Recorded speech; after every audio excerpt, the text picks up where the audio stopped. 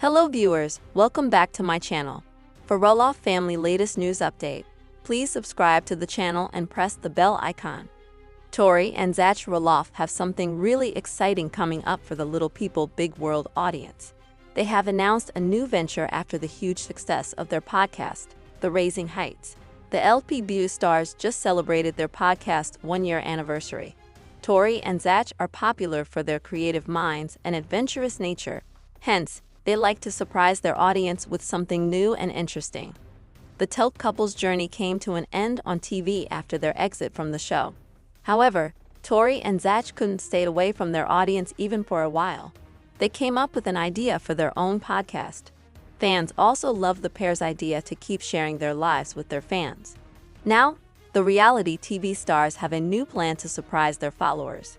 What are they up to now? What did Tori reveal? LPBW stars Tori and Zach Roloff like to celebrate every single milestone of their family. They keep posting about the new updates of their lives. The noted reality TV stars have been focusing on different money sources to earn money after their exit from the show. Recently, Tori and Zach surprised their fans when they announced a new career milestone. They revealed that their podcast, The Raising Heights, has turned just one. Tori and Zach were thrilled to share the news, as they never expected to come a long way.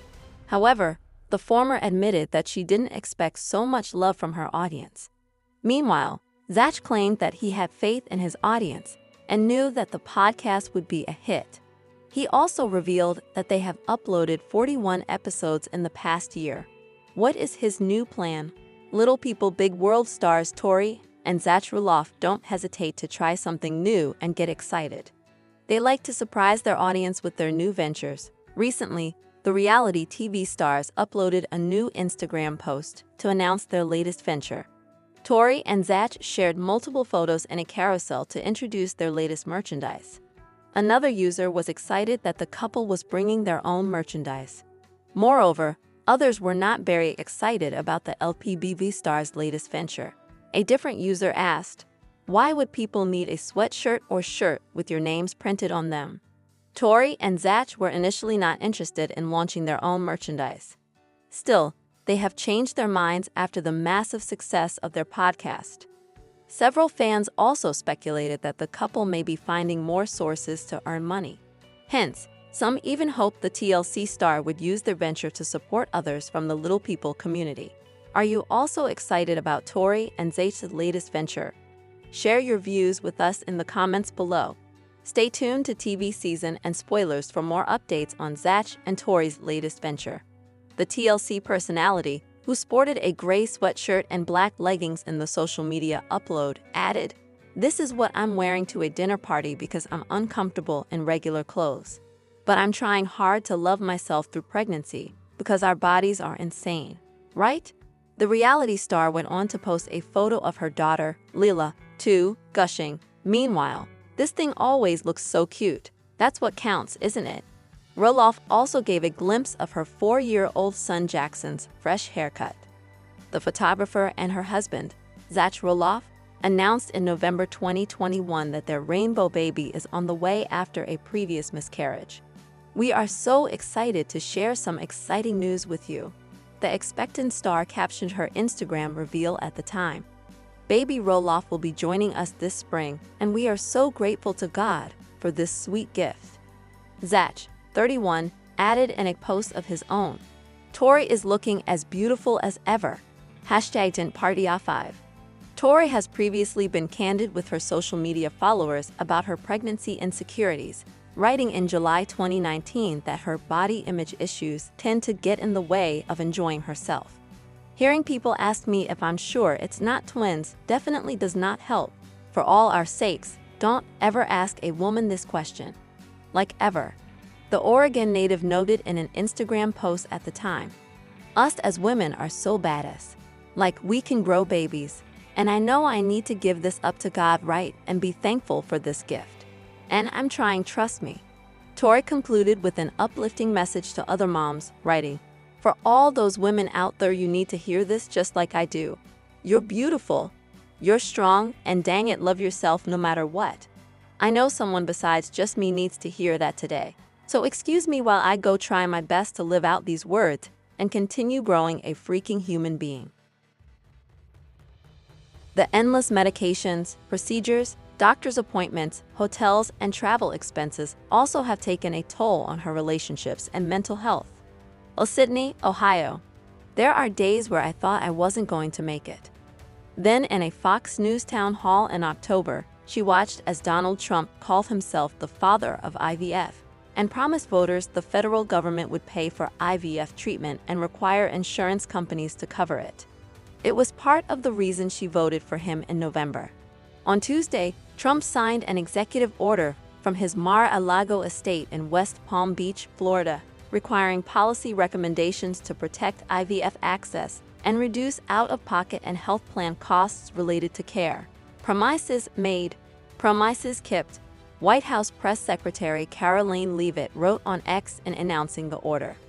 Diddy calls the president's executive order a huge win for the 1 in 6 families struggling with infertility.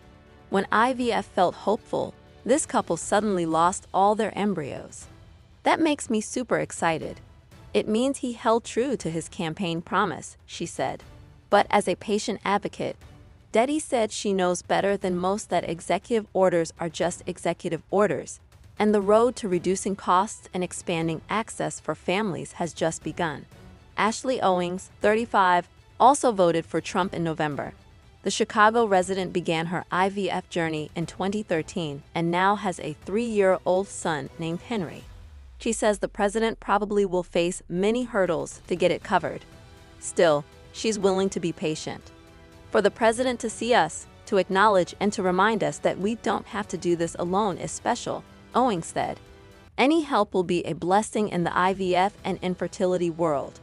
The issue had become especially urgent as conservative states gear up to pass more fetal personhood laws this year, legislation that says fetuses and embryos have the legal rights of a person.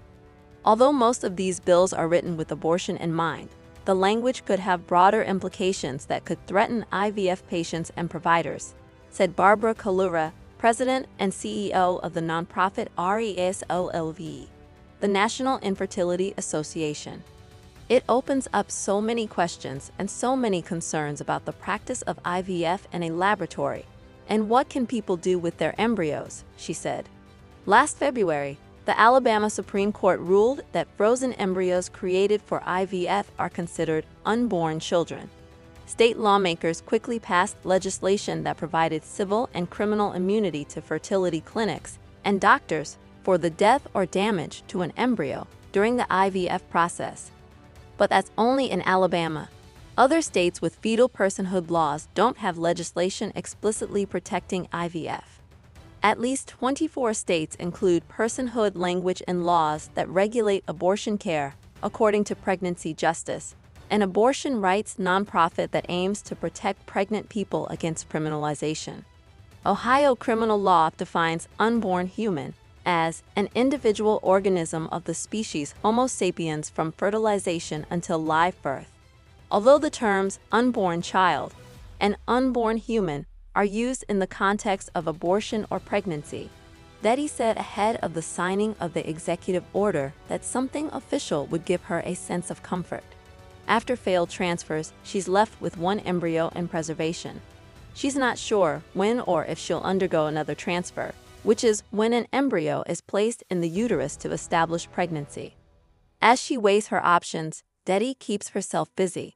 She volunteers at organizations that advocate for IVF patients, military families, and suicide awareness. She also runs a photography business and is a substitute teacher for a 2nd grade class. Although it might be too late for her, she looks upon the smiling faces of her students and hopes her advocacy work will benefit them. I can't have one in my arms yet, but I do have children who count on me, she said. To know that I'm fighting for them without them knowing, it's my sense of purpose. A Georgia woman who gave birth to and raised a baby boy for months filed a lawsuit Tuesday against a fertility clinic claiming it implanted the wrong embryo in her, resulting in her giving birth to another couple's biological child. She later lost custody of the child.